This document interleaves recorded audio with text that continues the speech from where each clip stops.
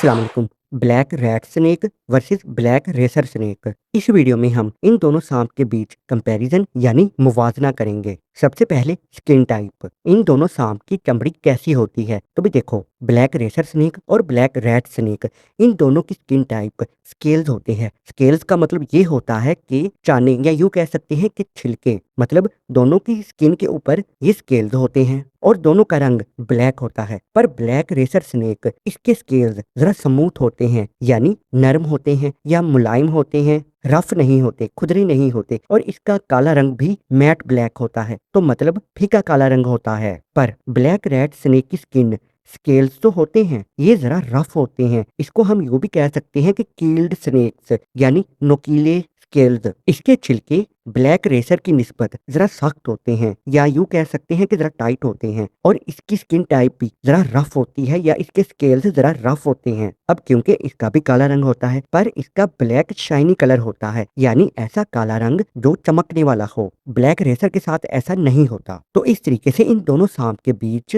Scales जरा मुख्तलिफ होते हैं। बेली, या यूं कह सकते हैं कि इन दोनों सांप का नीचे वाला हिस्सा। अब अगर हम इनके मुंह यानी कि मुंडी की बात करें, तो इनकी जो मुंडी होती है ना, उसके जो नीचे वाला हिस्सा होता है ब्लैक रेसर और ब्लैक रैट स्नेक का, ये दोनों का ही वाइट होता है। पर ब्लैक रेसर की जो नीचे वाला हिस्सा होता है ना, यानी उसकी बैली, तो इसकी बैली हमें ब्लैक कलर की देखने को मिलेगी नीचे से, या फिर ग्रे रंग की हो सकती है। पर ब्लैक रैट स्नेक की बैली यानी इसका नीचे वाला हिस्सा हमें ब्लैक कलर में तो देखने को मिलेगा, पर इसके साथ साथ व्हाइट पैचेस भी होंगे, या यूं कह सकते हैं कि सफेद रंग के धब्बे होंगे। तो इस तरीके से इन दोनों सांप की बैली में थोड़ा बहुत फर्क होता है। Body shape, black racer snake की बॉडी जरा हमें थिन देखने को मिलती है, क्योंकि ये जरा गोल गोल सी होती है ना दोनों सांप की बॉडी, तो ये जरा हमें पतली पतली नजर आएगी। जबकि ब्लैक रैट स्नेक की जरा बॉडी हमें हैवी या मोटी मोटी नजर आएगी देखने में। तो इस तरीके से हम इन दोनों की बॉडी के बीच फर्क कर सकते हैं। अब क्योंकि ब्लैक रेसर का नाम ही रेसर है, तो यहीं से जाहिर हो जाता है इस सांप की रेंगने की स्पीड ब्लैक रैट स्नेक से जरा ज्यादा होती है। ये काफी स्पीड से भाग सकता है अगर इसको कोई खतरा महसूस हो, जबकि ब्लैक रैट स्नेक इतनी तेजी के साथ नहीं रेंग सकता या इतनी तेजी के साथ नहीं भाग सकता। पर इसमें एक और खास बात होती है कि ये एक एक्सपर्ट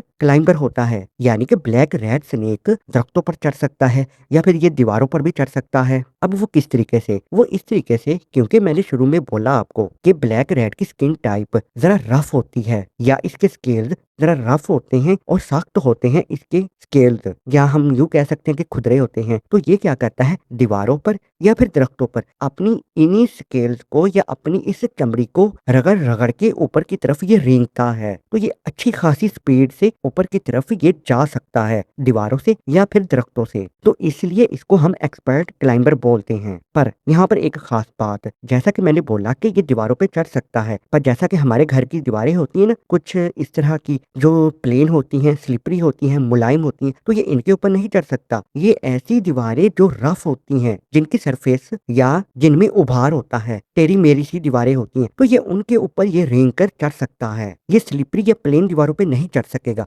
क्योंकि वहां से तो ये स्लिप कर जाएगा। तो इसलिए अब क्योंकि ये दरख्तों पर इसीलिए चढ़ सकता है क्योंकि दरख्तों का जो बाहर वाला हिस्सा होता है, ट्रंक, या यूं कह सकते हैं कि ये जो होती है ना उसकी छाल, छिलका, ये काफी ज्यादा रफ सरफेस होती है, खुरदरा होता है, तो ये उन पर बड़े आराम से रेंग रेंग कर अपनी स्किन को रगड़ रगड़ कर चढ़ सकता है। हाँ, ये जरूर हो सकता है कि ऐसा दरख्त जिसकी बाहर वाला हिस्सा, ट्रंक या उसकी छाल जरा प्लेन हो या मुलायम हो, तो उसके ऊपर भी ये नहीं चढ़ सकेगा। पर ये जरूर है कि ये दरख्तों और दीवारों पे बड़े आराम से चढ़ जाता है। टेम्परामेंट, यानी कि दोनों का मिजाज कैसा है। तो यहाँ पर पहले मैं आपको ये बता दूं कि ये दोनों ही सांप नॉन वेनमस है, इन दोनों में जहर नहीं होता। पर अगर ब्लैक रेसर की बात की जाए, अगर इसको कोई खतरा महसूस हो, तो सीधी सी बात है कि इसकी स्पीड भागने की या रेंगने की बहुत ज्यादा होती है, तो ये वहां से भाग जाता है। हाँ, ये जरूर है, ये थोड़ा सा अग्रेसिव होता है ब्लैक रैट स्नेक की निस्बत, या यूं भी कह सकते हैं कि ये जरा डिफेंसिव होता है, मतलब अपना दिफा फौरन करता है, यानी ये काट देता है। हाँ, अगर काटेगा तो कोई जहर तो ये इंजेक्ट नहीं कर सकता, क्योंकि ये नॉन वेनमस है। ये जरूर हो सकता है कि जिसको काटे इन्फेक्शन होने के चांसेस होते हैं, क्योंकि हो सकता है कि इसके मुंह के अंदर जरासीम हो, उस वक्त इसने कोई गंदमंद खाया हो, तो इस तरीके से, या फिर ये अपना बचाव इस तरीके से करता है कि ये वहां से भागना ही बेहतर समझता है, यानी कि पतली गली से निकल लेता है। पर अगर हम ब्लैक रेड स्नेक की बात करें तो ये काफी ज्यादा डोसाइल होता है, या यूं कह सकते हैं कि ये काफी शाइस्ता मिजाज होता है, नफीस होता है। अगर इसको कोई खतरा महसूस हो तो जी हाँ, ये कोशिश करता है कि ये कहीं भी दीवारों पर या दरख्त पर ऊपर चढ़ जाए और भाग जाए वहां से। पर इसकी स्पीड रेंगने की इतनी ज्यादा नहीं होती, तो ये एक काम और भी करता है, वो ये कि ये वहां पर बुत बन के बैठ जाता है ताकि किसी को यही लगे कि ये मरा हुआ पड़ा है तो इसको कोई तंग ना करे। या फिर ये भी होता है अगर इसको कोई पकड़ ले तो ये एक गंदी किस्म की बदबू भी छोड़ता है ताकि इसको छोड़ दिया जाए। पर ये बहुत ही कम होता है चांस कि ब्लैक रेड स्नेक किसी को काटे, पर ये काट भी सकता है। इसका हरगिज मतलब ये नहीं है कि ये काफी ज्यादा डोसाइल है या शाइस्ता मिजाज है तो ये काटेगा नहीं। तो इस तरीके से इन दोनों के टेम्परामेंट मिजाज में फर्क होता है। तो सादा सा हम यूं कह सकते हैं ब्लैक रेसर थोड़ा सा अग्रेसिव होता है ब्लैक रेड की निस्बत। डाइट